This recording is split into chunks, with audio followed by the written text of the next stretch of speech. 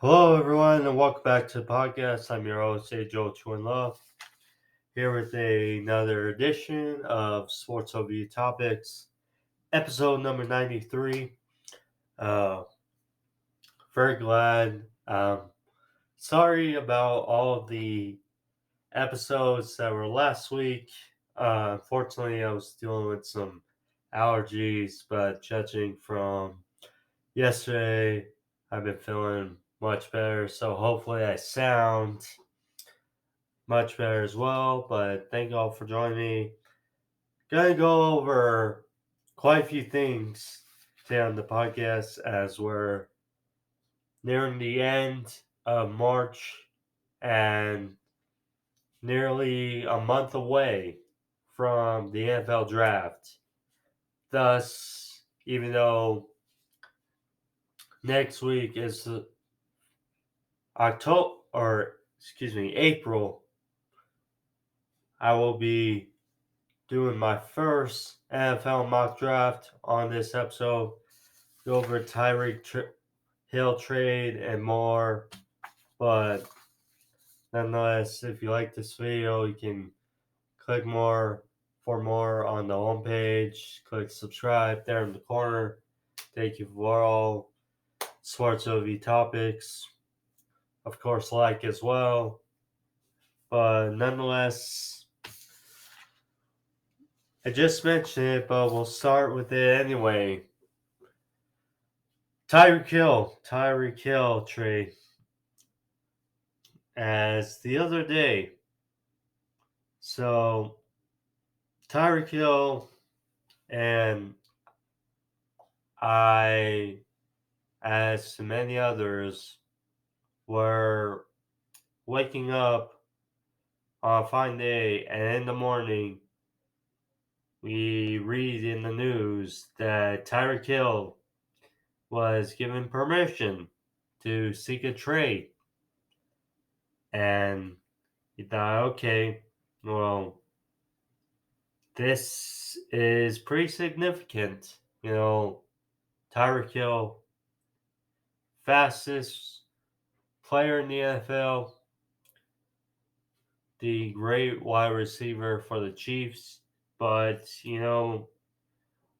Patrick Mahomes signed that lofty deal after they won the Super Bowl. You pay Travis Kelce. Unfortunately, they let Honey Badger go. You can't keep everybody. So, Tyreek Hill was traded to the Miami Dolphins. Hill goes to Miami for a boatload of picks, and he signed a new deal, 4 years, 120 million. And Tyreek Hill is getting a lofty extension. Now, this is it's a very strange trade, much similar to the Devontae Adams trade to the Raiders from Green Bay. The reason why I say that is because, well, Tyreek Hill does not have a former connection really with Tua Tagovailoa, current quarterback of the Dolphins, much unlike Devontae Adams and Derek Carr, who former college quarterback receiver combination. So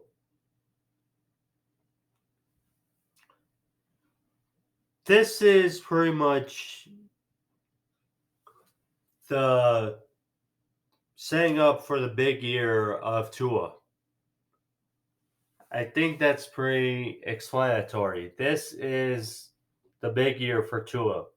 We've seen big years already from both Justin Herbert He had 5,000 yards this past season, despite the Chargers missing by a missed field goal making the playoffs.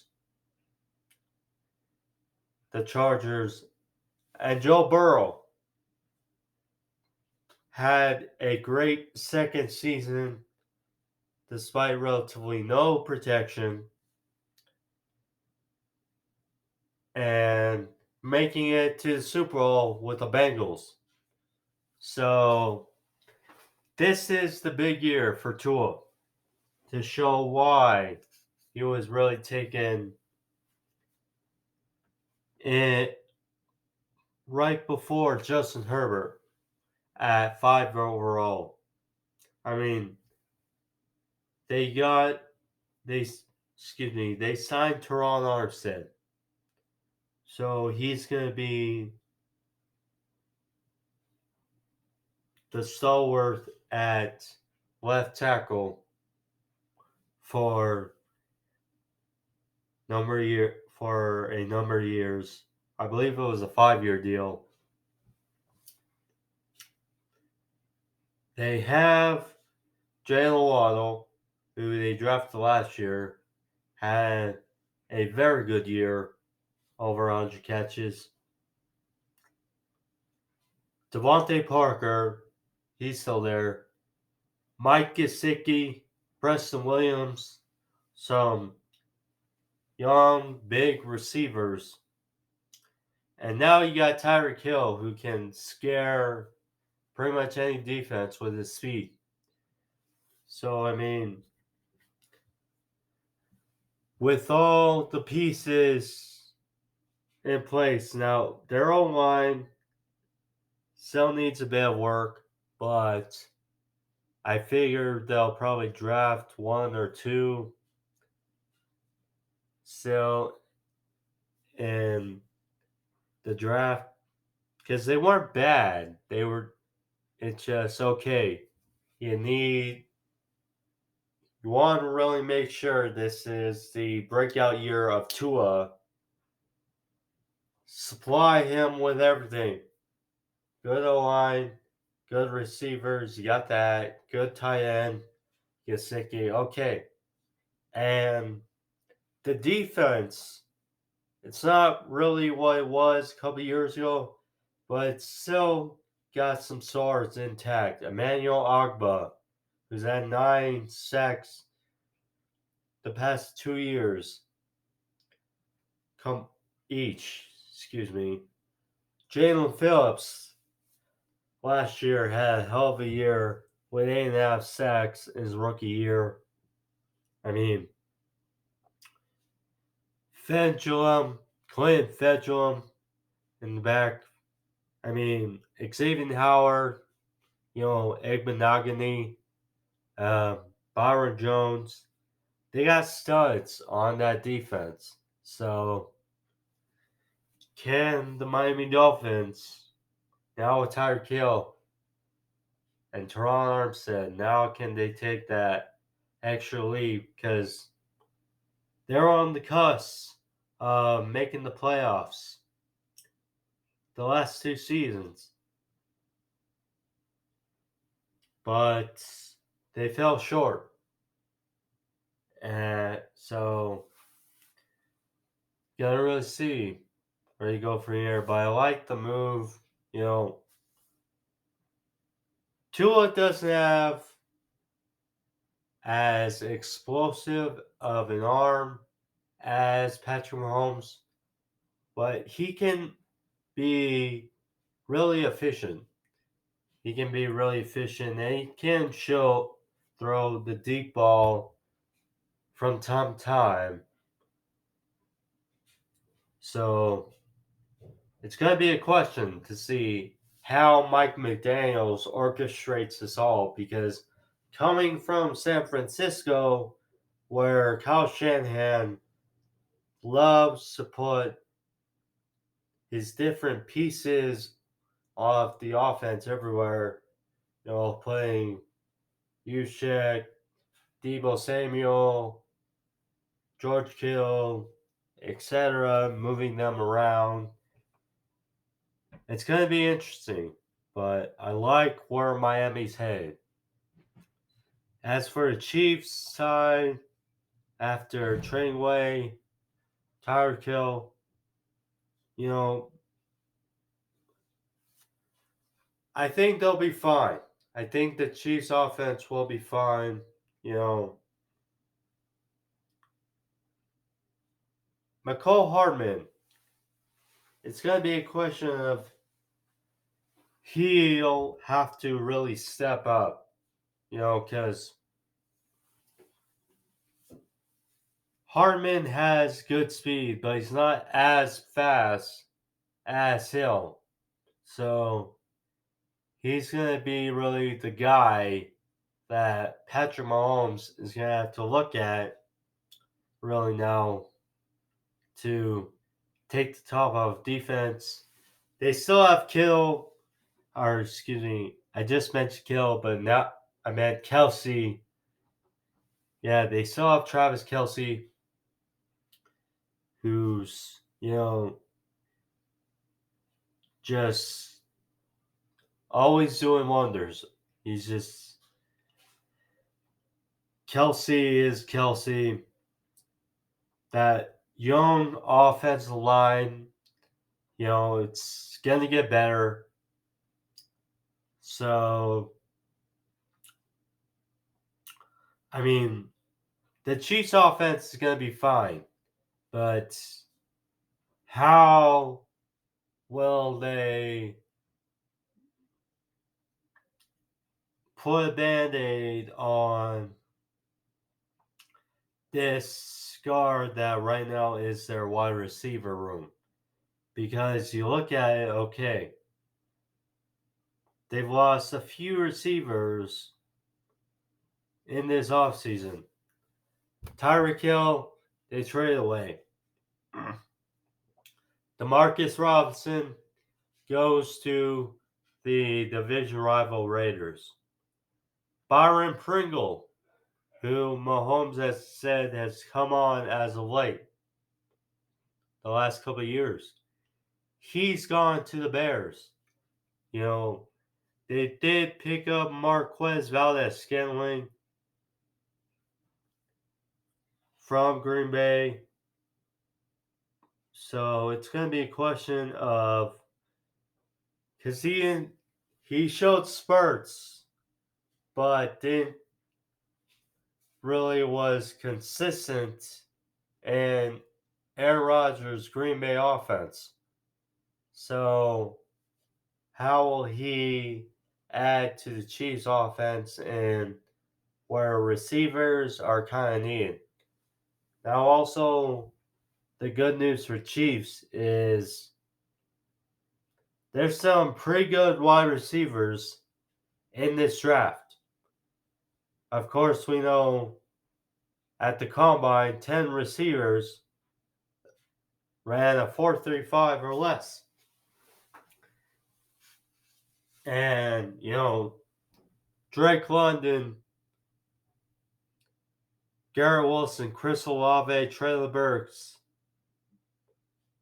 they all might not be there in the late 20s. But, Jameson Williams, maybe it's a blessing in disguise for the Chiefs and him that he got injured, because Jameson Williams, it's unfortunate that he tore his ACL against Georgia. But,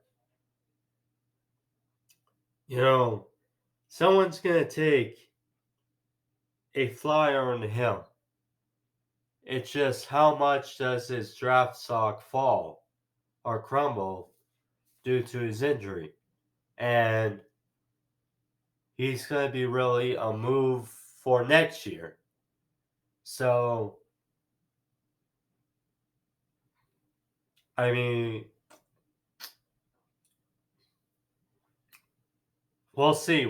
But, I mean, Tyron Thompson out of Baylor, he's going to look forward to as well. So, I mean, got some receivers, some solid receivers in this draft, so we'll see. But yeah, I think the Chiefs will be fine again. It's shit. But another question I have to ask is the AFC West, who have pretty much stolen the offseason so far for the NFL.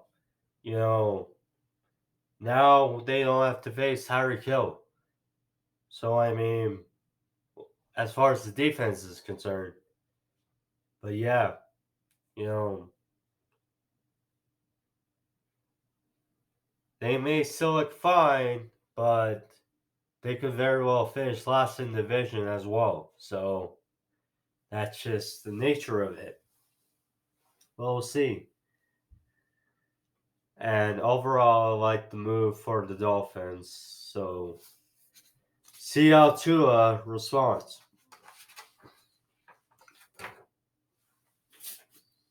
You know,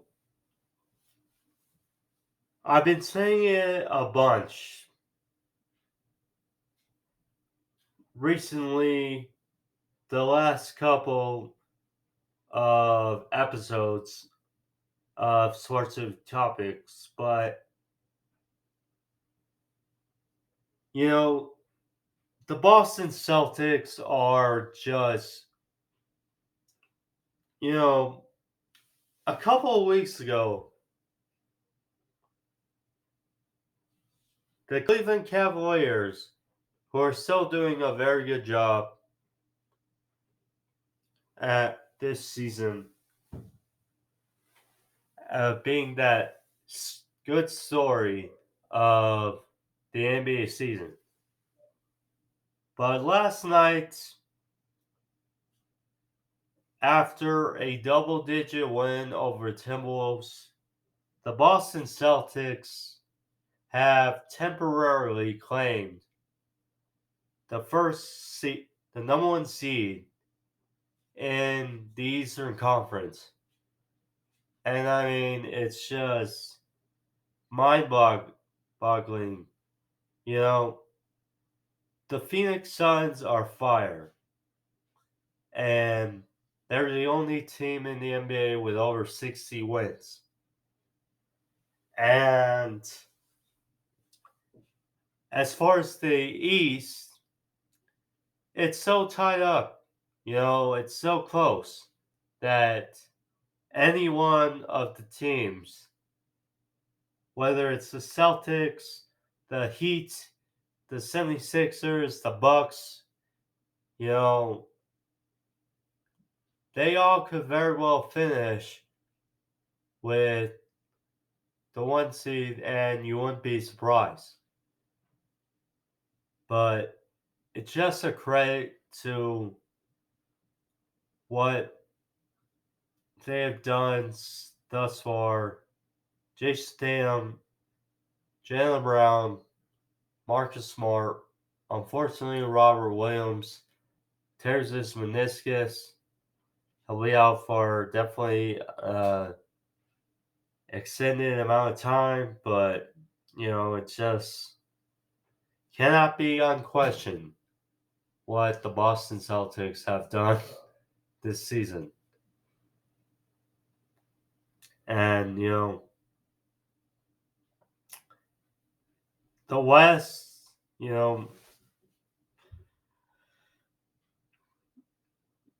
the West is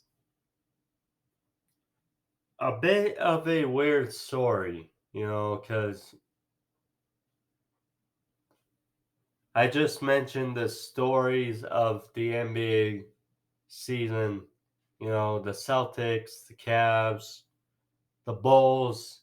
You can definitely say the Timberwolves, but definitely the West is a strange story because, as I mentioned, the Suns, the only team currently in the NBA with over 60 wins. The Memphis Grizzlies, currently without John Morant for a number of days with his knee injury. Stephen Curry out with his leg injury, may not be back till the playoffs. The Lakers may very well be in the play-in tournament, but that's pretty much it. I mean, the Clippers, I must say, and just talking about the stories of the NBA season, they haven't been as good as the teams I just mentioned, but, you know, without Kawhi Leonard the full season and without Paul George for the last number of weeks, they have held it together. I'm more impressed with the Clippers this season than the Lakers. I think if you ask a lot of people that they, or if you tell a lot of people that, they'll agree when it comes to this NBA season. The Clippers have been more impressive with what they've had to endure than the Lakers. Now, it's just, but I mean, you do have your course. And I feel bad because I'm kind of leaving them out, but the three teams I'm leaving out, you know, the Nuggets, the Mavericks, and the Jazz. You feel bad for leaving them out because they're all three very good teams in the middle of it all. But we know how good Jokic is. We know how good Luka is. Donovan Mitchell, Rudy Gobert. I mean, Bogdanovich of the Jazz. I mean, it's just one heck of a ride that's going to culminate in a thrilling finish. It's going to be a thrilling finish as we near towards the end of the NBA regular season. But it's just that's what you love. That's what you love. The sorry teams, the good teams, and yeah, it's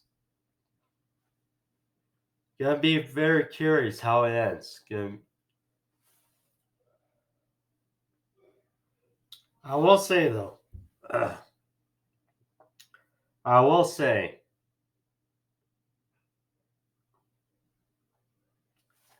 because I feel like I have to, you know, Brooklyn Nets and the New York Knicks. You know, the two New York teams. I feel like now the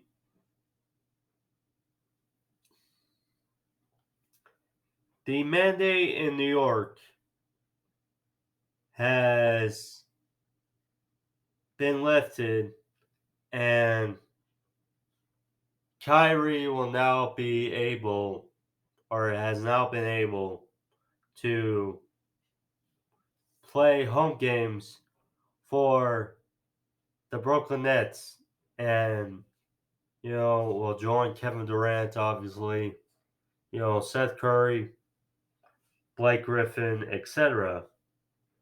But I think, you know, with the expectations of when they formed all together, KD, Kyrie, and Harden, that they were going to be favorites. You know, you have three of the best players, it's kind of bust. And, with how it ended for Brooklyn against the Milwaukee Bucks. It was just unfortunate, but how it ends, and then trading Harden, you know, they're still a playoff team, and so not to be taken lightly. But I think in a way they have underwhelmed. You know, obviously KD's injury did not help him one bit, considering who KD is, and we get that. But I mean, I think in the way that we're talking about the Bucks, the Celtics, the the Heat, and the Sixers, we should be talking about the Brooklyn Nets, but just um things we can't control, unfortunately, have dampened their season. As far as the Knicks go, you know, they were no doubt a great story last year. And I mean, getting home court over the Atlanta Hawks, being the fourth seed, they were a hell of a story. Seeing that scene return to MSG for the playoffs, it was definitely felt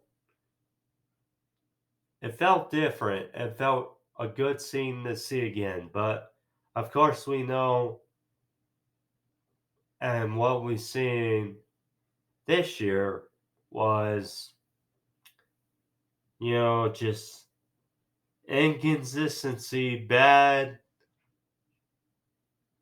time management for the Knicks. At one point you could say they were a good team, but they've just not been able to keep leads, just not been good down the stretch. I will shed some light to Julius Randle and RJ Barrett. Both have done well. Julius Randle had a great year last year. Had a phenomenal year. Unfortunately, just did not go well in the playoffs, and the rest was history. But RJ Barrett, he has developed, so I must say that for the Knicks and their fans, but yeah, it's just been not well. Not well. I think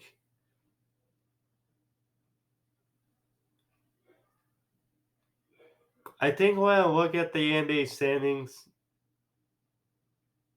I think that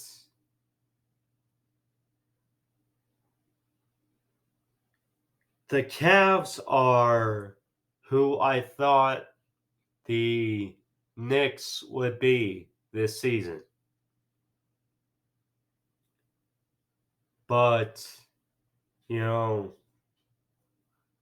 variables I just mentioned, it's just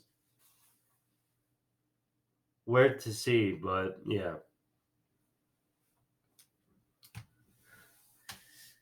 Anyway, now the enchilada really of today's episode. My first NFL mock draft. Now, again, subject to change. Last year I created quite a few, but you know, nearing 1 month or pretty much 1 month till the NFL draft, and with all the big moves that have gone on, the last number of weeks. I felt it's time. Now the combine and some of the pro days are in the rear view. I think it's time to finally dive in and give my first mock draft. Now, I won't do a lot. I'll do some. I mean, of course, because there's big trades every day that mess up a number of picks for a draft. So, provided there's not a another couple of big trades, then I will probably do this one and then one right before the draft, but we'll see. So far I have 13 or picks 1 through 13 penciled in. So you'll be going through the process as me for about halfway through the draft. So let's dive into it. So first overall, the Jacksonville Jaguars, who you could say have been the New England Patriots of last year in the sense of the offseason, paying a boatload of players, notably on the offensive side, Christian Kirk, Brandon Sheriff, just to name a few. They got Marvin Jones. They lost DJ Chark.